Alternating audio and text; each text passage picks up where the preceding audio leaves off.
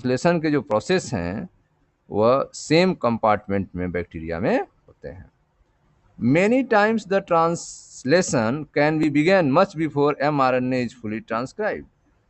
ठीक है, अधिकांश समय ऐसा होता है कि अभी mRNA पूरी तरह से ट्रांसक्राइब नहीं हुआ है, उससे पहले ट्रांसलेशन जो है स्टार्ट हो सकता है। अधिकांश समय अभी mRNA जो है पूरी तरह से ट्रांसक्राइब नहीं हुआ है, उससे पहले ही आप देख रहे हैं कि ट्रांसलेशन का प्रोसेस जो है वह स्टार्ट हो जाता है। तो बैक्टीरिया में mRNA जो है उसमें प्रोसेसिंग की आवश्यकता नहीं होती है।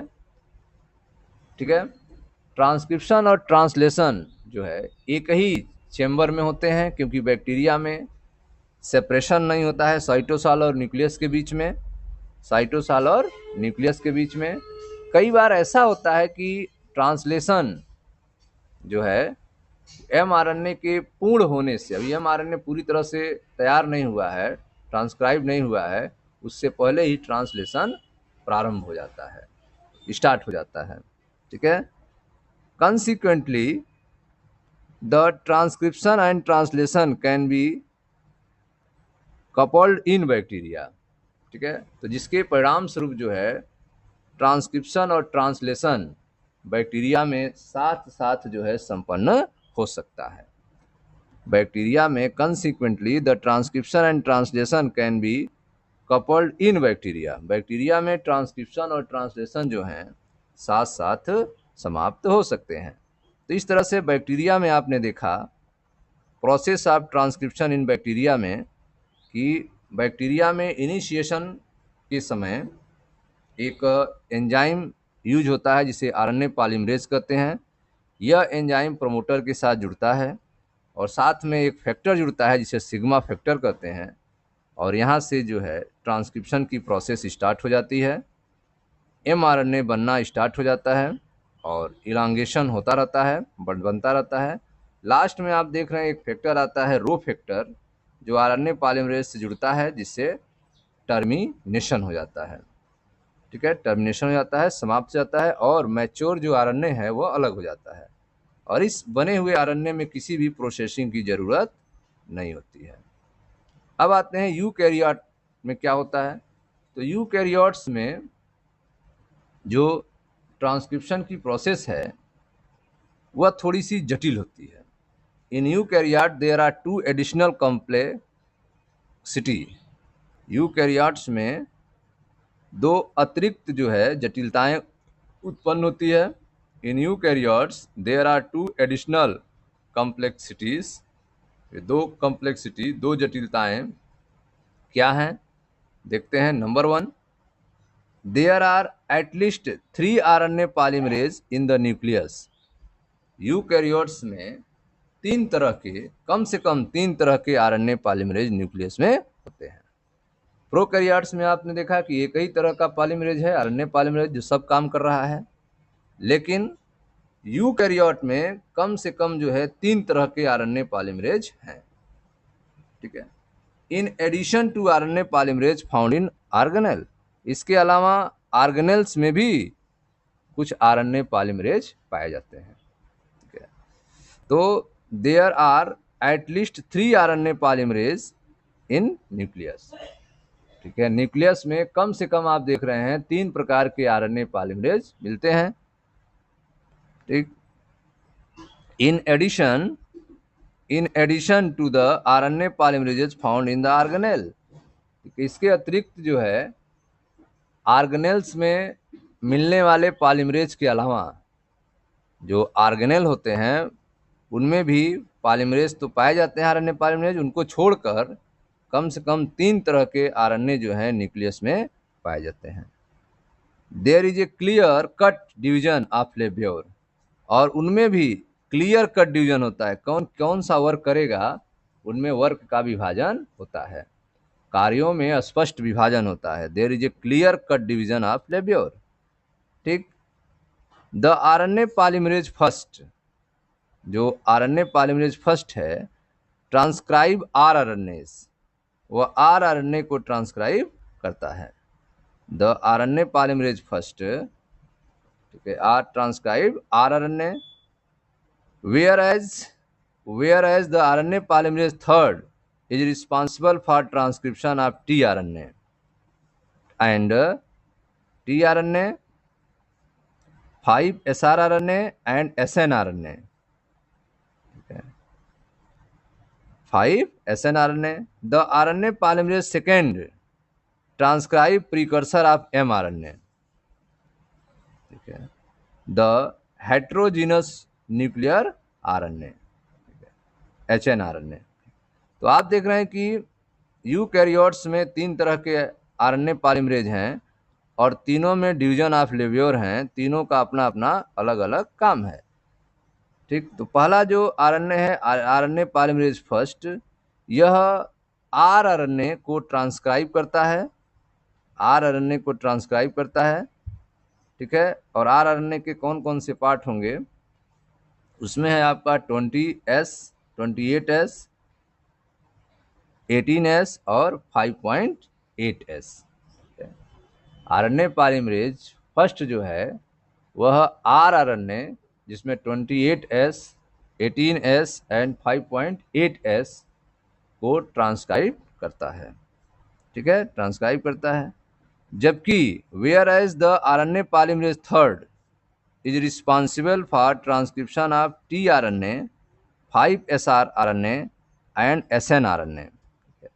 तो आरएनए पॉलीमरेज थर्ड जो है, आरएनए पॉलीमरेज थर्ड जो है वह जिम्मेदार है ट्रांसक्रिप्शन के लिए, किसके ट्रांसक्रिप्शन के लिए, टीआरएनए के लिए, और 5srRNA के लिए और snRNA के लिए। snRNA means small nuclear RNAs, snRNA means small nuclear RNA.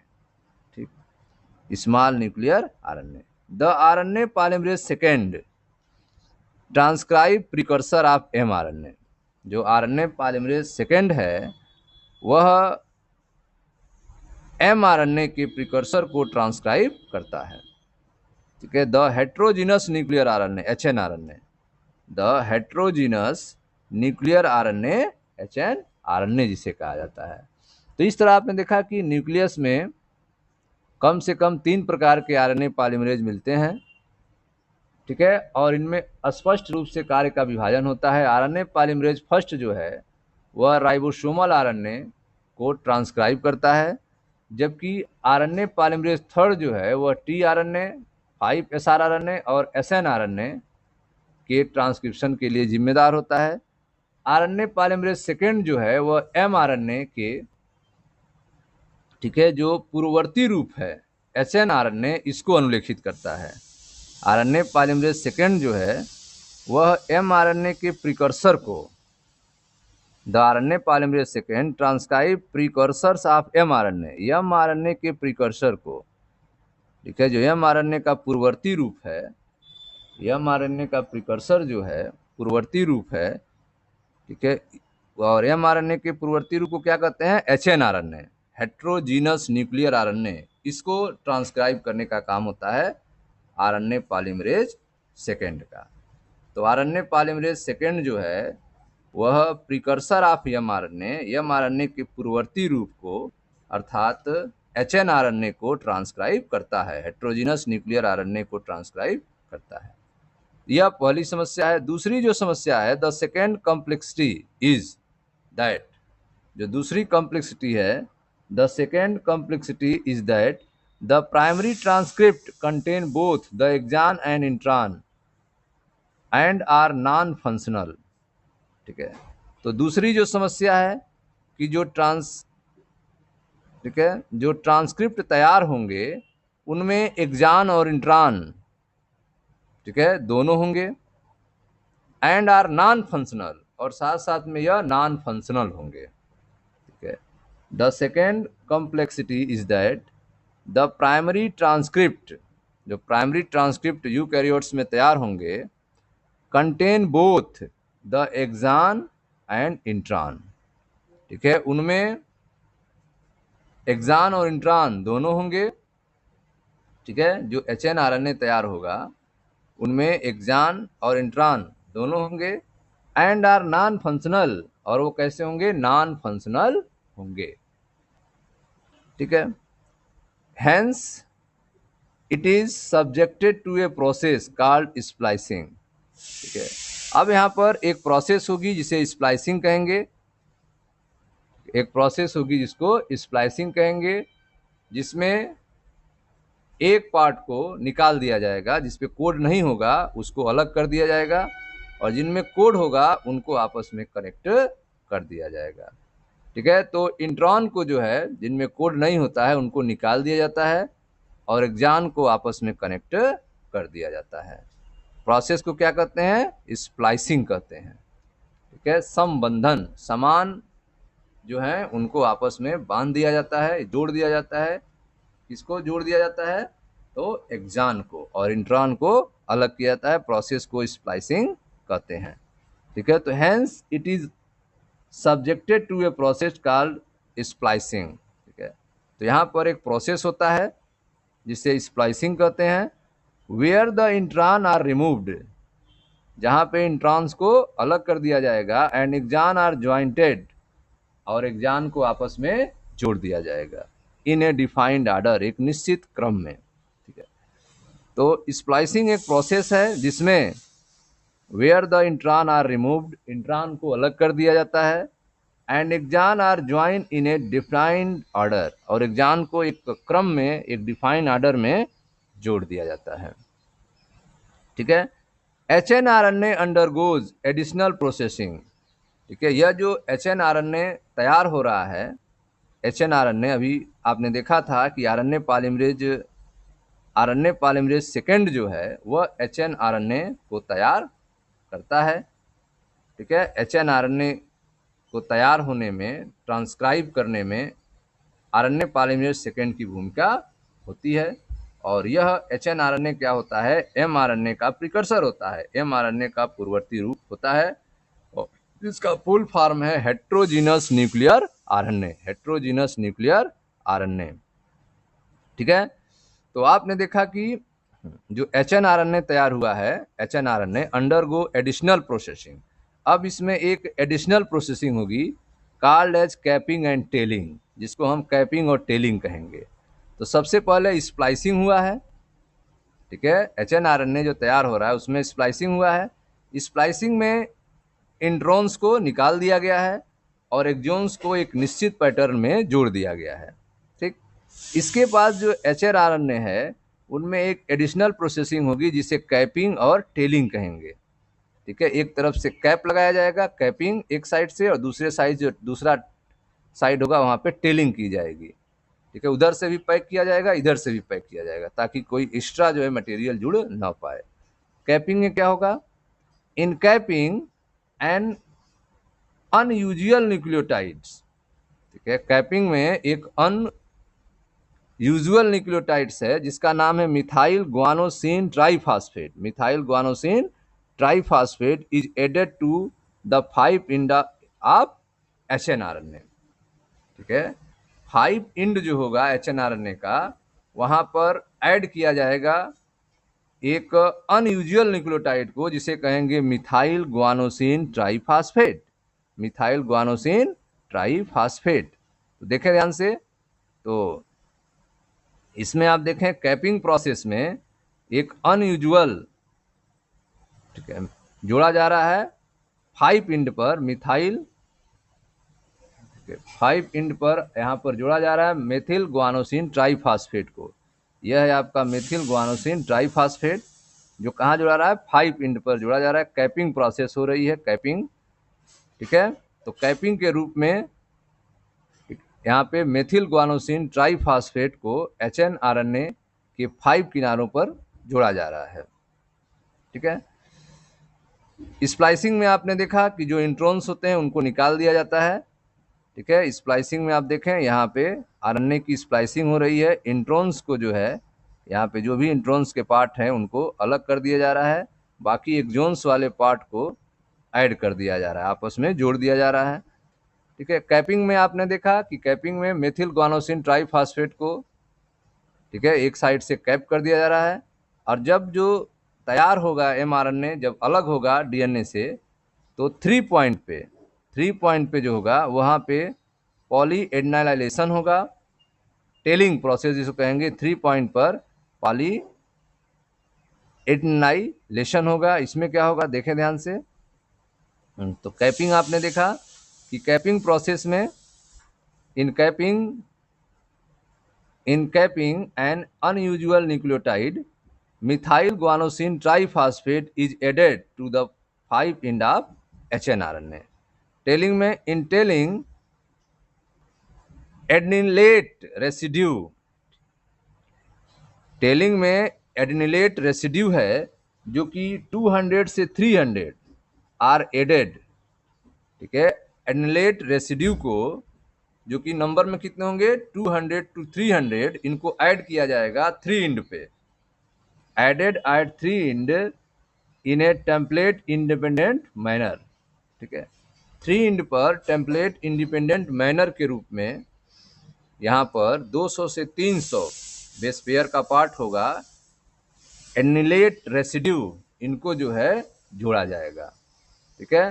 तो टेलिंग में एडेनिन समूह, टेलिंग में एडेनिन समूह जो कि 200 से 300 पार्ट हैं, यह जो कि फ्री रूप में है वह टेम्पलेट के 3 किनारे पर जुड़ जाता है, ठीक है। टेलिंग प्रोसेस में इन टेलिंग एडिन, ठीक है, adenylate residue 200 to 300 are added at 3' in the template independent manner, ठीक है। टेम्पलेट के पर इंडिपेंडेंट मैनर के रूप में 3' पर, ठीक है, एडिनलेट को जोड़ दिया जाता है जो कि 200 से लेके 300 होते हैं। तो टेलिंग प्रोसेस हो जाएगी। It is the fully proceed hnRNA now called mRNA, ठीक है। जब कैपिंग टेलिंग दोनों प्रोसेस कंप्लीट होगा तो जो फुली प्रोसीस्ड hnRNA है इसको अब हम mRNA कहेंगे। That is transported out of the nucleus from translation, अब यह न्यूक्लियस से बाहर आएगा। That is transported out of the nucleus for translation, ठीक है। तो अब इसे न्यूक्लियस से बाहर भेजा जाएगा ट्रांसलेशन के प्रोसेस को करने के लिए, ठीक। तो आप देख रहे हैं कि जो hnRNA तैयार हुआ है उसमें जो है एक तरफ से कैपिंग की प्रोसेस हुई है और एक तरफ से टेलिंग की प्रोसेस हुई है, और it is a fully processed hnRNA now called mRNA। अब यह फुली प्रोसेस्ड hnRNA को हम mRNA कहेंगे। That is transported out of the nucleus for translation, अब इसे जो है न्यूक्लियस से बाहर भेजा जाएगा ट्रांसलेशन के लिए, ठीक है। फिगर को समझते हैं। Process of transcription in eukaryotes, process of transcription in eukaryotes. तो इसमें आप देखें ध्यान से, सबसे पहले आप देख रहे हैं यह आपका डीएनए हेलिक्स है, ठीक है, और यहाँ पे प्रोसेस जो है ट्रांसक्रिप्शन का स्टार्ट हो चुका है, जिसमें आपका आरएनए पॉलीमरेज है जो प्रमोटर के साथ जुड़ के सिग्मा फैक्टर के साथ जुड़ के स्टार्ट किया है। और इसमें जो आपका आरएनए तैयार हो रहा है इसमें 2 पार्ट हैं, एक पार्ट है आपका इंट्रॉन और एक पार्ट है एक्सॉन, ठीक है। तो जो आरएनए बन के बाहर निकल रहा है, अभी बन ही रहा है, तो इसमें आप एक सिरे पर देख रहे हैं कैपिंग प्रोसेस हो रही है, एक सिरे पर कैपिंग की प्रोसेस हो रही है जिसमें मेथिल ग्वानोसिन ट्राइफॉस्फेट को 5' पर जोड़ा जा रहा है, मेथिल ग्वानोसिन ट्राइफॉस्फेट को 5' पर जोड़ा जा रहा है, ठीक है। फिर आरएनए स्प्लाइसिंग की प्रोसेस हो रही है जिसमें इंट्रोन को अलग किया जा रहा है, आरएनए स्प्लाइसिंग प्रोसेस में इंट्रोन को अलग किया जा रहा है और एक निश्चित क्रम में एक्सॉन्स को आपस में जोड़ दिया जा रहा है, ठीक। ऐसा होने के बाद जो है, ठीक है, टेलिंग प्रोसेस स्टार्ट हो रही है, टेलिंग प्रोसेस हो रही है जो कि 3' पे होती है, पॉली एडेनलाइजेशन जिसे कहेंगे, पॉली एडेनलेशन। इसमें से 200 से 300 जो है एडेनिन समूह को जो है 3' पर जोड़ दिया जाता है, ठीक। इतना प्रोसेस कंप्लीट होने के बाद hnRNA जो है अब मैसेंजर आरएनए बन चुका होता है। hnRNA को अब हम मैसेंजर आरएनए कहते हैं। अब यह एक फुल प्रोसीड आरएनए है, ठीक है। तो यह था आपका यूकैरियोट्स में ट्रांसक्रिप्शन के प्रोसेस के बारे में। सिग्निफिकेंस की बात करें, the significance of such complexities, ठीक है। जो यह कॉम्प्लेक्सिटी आप देख रहे हैं, जो दो तरह की कॉम्प्लेक्सिटी आपने देखा यूकैरियोट्स में, ठीक है, तो the significance of such complexities is now beginning to be understood. ठीक है, तो ऊपर जो भी आपने कॉम्प्लेक्सिटी देखा उसका इम्पोर्टेंस को अब जो है समझने की आवश्यकता है। उपरोक्त जटिलताओं के महत्व को अब समझने की आवश्यकता है। The significance of such complexities is now beginning to be understood. उपरोक्त जटिलताओं, ठीक है, ऊपर जो भी कॉम्प्लेक्सिटी आपने देखा इसके इम्पोर्टेंस को अब समझने की आवश्यकता है। The significance of such complexity is now beginning to be understood. The split gene arrangement represent the probably an ancient feature of genome। जो स्प्लिट जीन आप देख रहे हैं यह एंशियंट फीचर ऑफ जीनोम के बारे में रिप्रेजेंट कर रहा है। ठीक है, स्प्लिट जीन जो आप देख रहे हैं यह व्यवस्था जो है संभवतः जीनोम के एंशियंट रूप को व्यक्त करता है। जीनोम के एंशियंट रूप को व्यक्त करता है। The split gene arrangement represent probably an ancient feature of the genome. Split gene का जो अरेंजमेंट है वह एंशियंट फीचर ऑफ जीनोम को संभवतः रिप्रेजेंट करता है। The presence of introns is reminiscent of antiquity. ठीक है, तो आप देख रहे हैं कि जो इंट्रॉन्स की उपस्थिति है, इंट्रॉन्स की उपस्थिति है, यह हमें पुराने समय की याद दिलाता है। इंट्रॉन्स की उपस्थिति जो है हमें पुराने समय की याद दिलाता है। The presence of intron is reminiscent of antiquity. ठीक है, इंट्रॉन्स का उपस्थित होना, इंट्रॉन्स का उपस्थित होना पुराने समय की याद दिलाता है। ठीक है, and the process of splicing, and the process of splicing represent the dominance of RNA world. Splicing process जो है यह प्रस्तुत करता है आरएनए वर्ल्ड के डोमिनेंस के बारे में। ठीक है, स्प्लाइसिंग की जो प्रोसेस हुई है जिसमें इंट्रॉन्स को अलग किया गया था, एक्सॉन्स को आपस में जोड़ा गया था, यह बता रहा है कि आरएनए वर्ड जो है पहले डोमिनेंस था। ठीक है, तो इंट्रॉन्स की उपस्थिति जो है वह पुराने समय की याद दिलाता है।